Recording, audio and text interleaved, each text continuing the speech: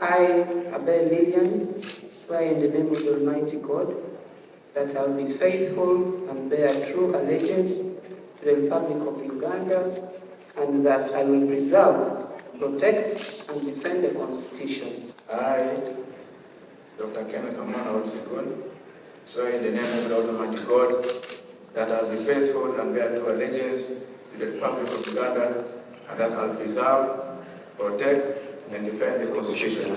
So help me God.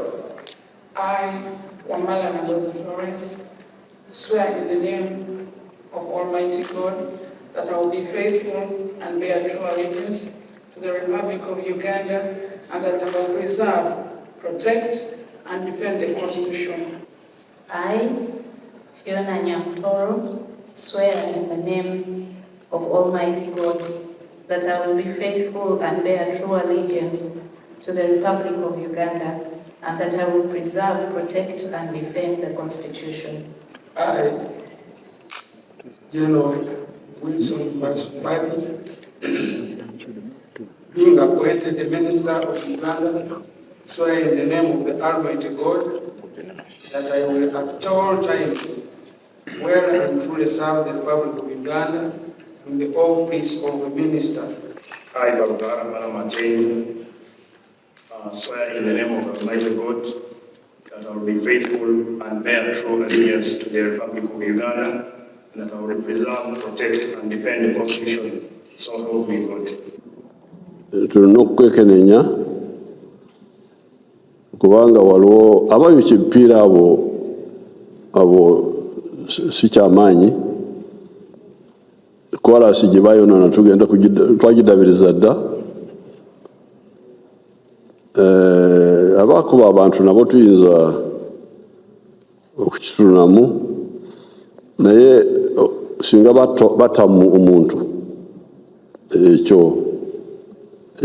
ekyo kirina okukwatibwako mu ngeri y'enjawulo. So we shall give me the list. I want to introduce my Kampala parents comrade.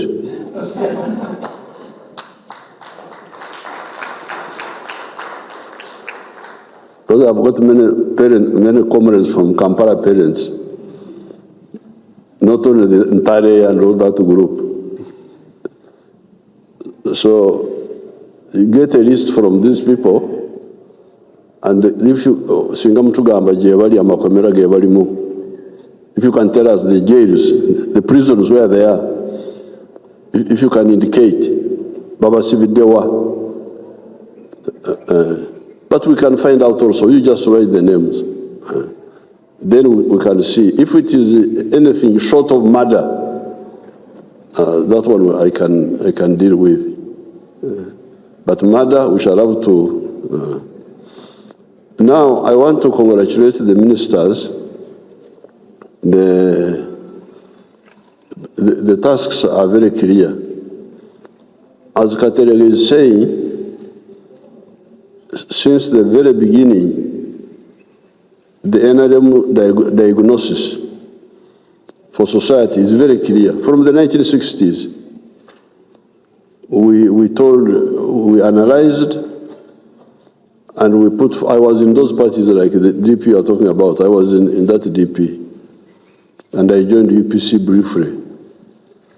But from early on, we saw that they were off the point, those political parties, because they were mainly emphasizing identity, manipulating identity. You are a Catholic, you are in DP, you are a Protestant, you are in UPC, you are in Muganda, you are in Kabaka Yeka. These were their politics.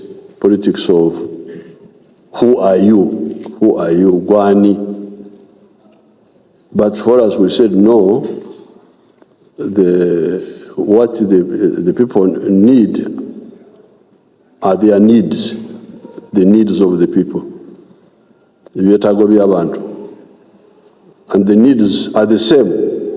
Our people have got the same needs: hunger, thirst, bad housing, lack of education, poverty, health, same needs. So from 1965, we came along that line, not who you are, but what you need, which happens to be common to everybody. And as we went along, we elaborated very clearly, because we also studied, because the main problem was that Africa had lost like 200 years of transformation. In Europe, they went through the Industrial Revolution. They were also like us, walking on foot, plowing gardens with the ox plows. But in the 1700, 1800, they went through Industrial Revolution, where they went from using muscle to using machinery. That was the difference. Industrial Revolution had taken place in Europe, but here it had not. We were pre-industrial. We were a society before the Industrial Revolution. So from the beginning we said, you people, what you need is to make our people go through the Industrial Revolution. And how do they do it? We put the program forward. First of all, let them join the money economy. Not only working for the stomach.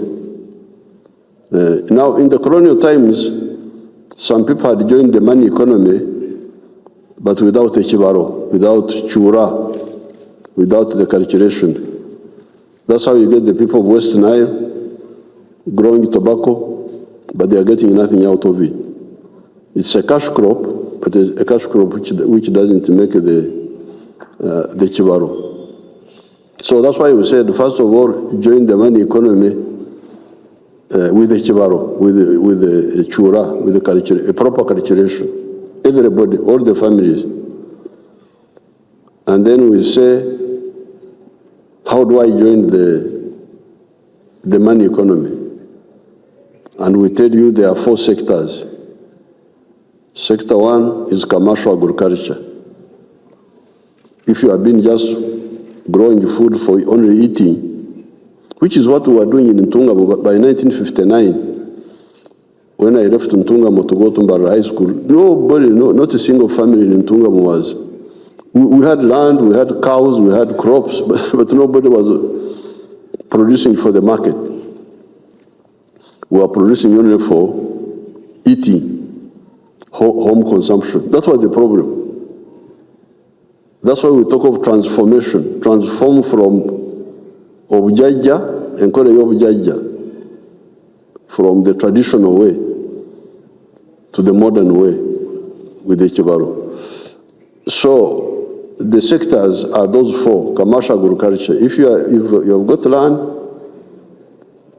go from growing crops for eating, or just goats for only eating, and go to commercial with the chibaro, with the cultivation. Secondly, the second sector is industries, factories, or artisanship. I told General Mose to go to send somebody to Kisozi, my area where I have done my model. They told me they sent here somebody who wrote something. Now, the third one are services. Services, transport, border, Okuyimba, that's a service. Kanyomo is a service provider. When you are depressed, she sings and you become temporarily happy. Then when you go to your house, you discover you have no food, then you go back to depression. So that's why we say the real economy is wealth creation. So services like the transport, hotels, all the singing, that's all services. Then, ebyuma bya karimagezi, ICT, that's fourth sector.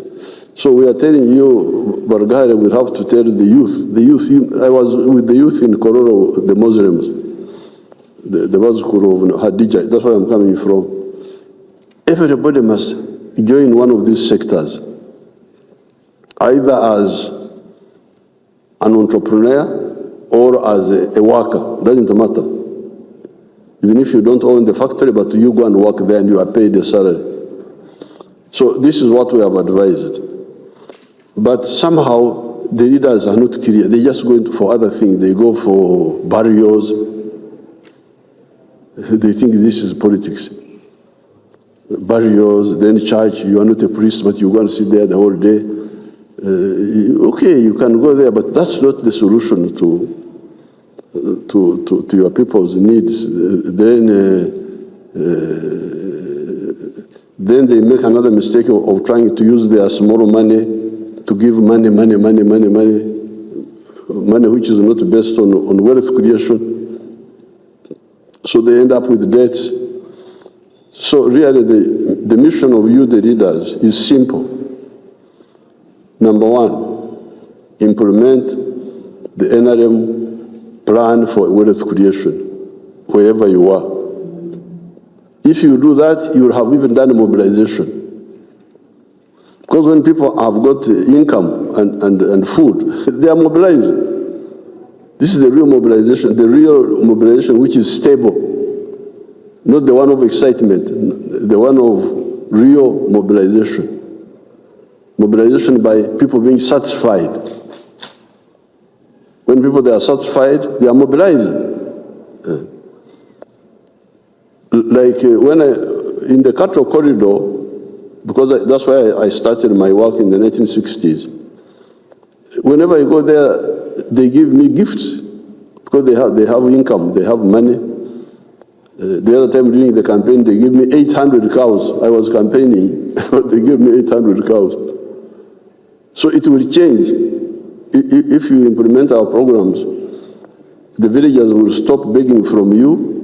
They will now give you whether you want or not, because they have a surplus from their own families.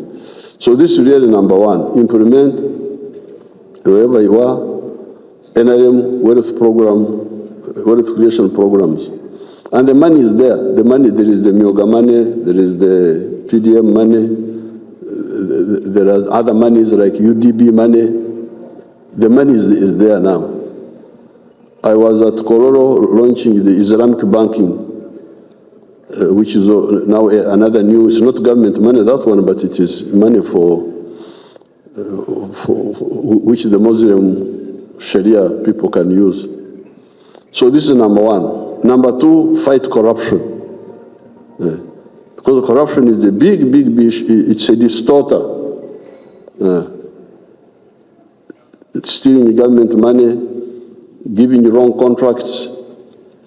This undermines a lot of effort. So if you know those two, then of course you can also have advocacy to explain. That can be added. But the real solutions are wealth creation and fighting corruption. If you do that, 80% of the work will be done. The other one is just Okongereza, just adding on. So I congratulate you and I wish you good luck. Have they had lunch? So we can go outside for a group photograph and then thank you.